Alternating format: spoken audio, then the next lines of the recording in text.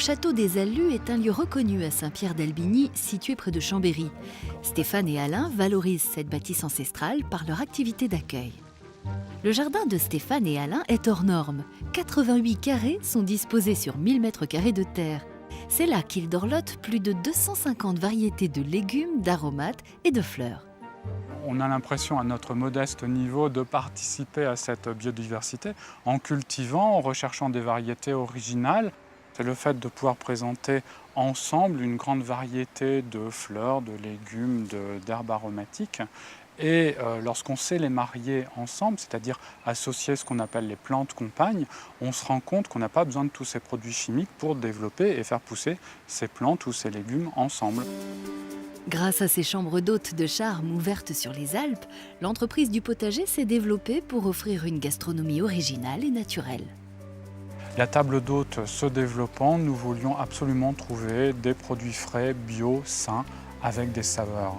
Et ayant l'espace pour créer ce potager, on a eu l'idée donc de développer nous-mêmes tous ces légumes pour pouvoir les servir, les cuisiner le soir et faire redécouvrir à nos clients des saveurs originales. C'est le potager qui va décider du contenu de la table d'hôte. En fonction des produits qui seront mûrs, qui seront à point et qu'on peut cueillir à ce moment-là.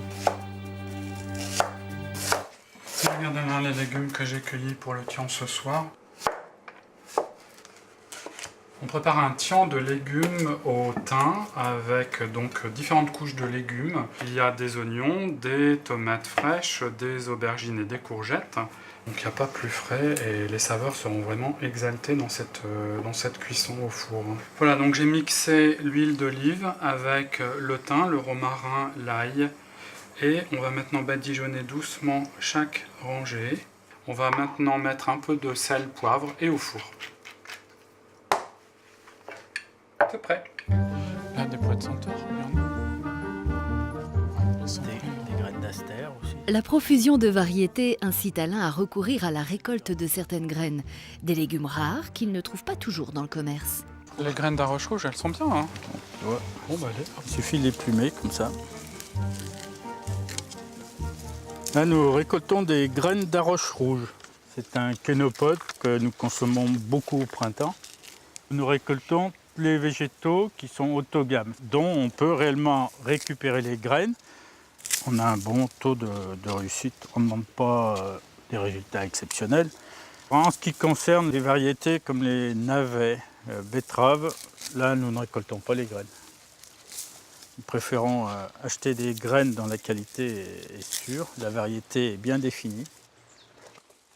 Alain a une grande connaissance des plantes qui lui permet d'être très précis dans la gestion de ces variétés qu'il connaît toutes par leur petit nom latin.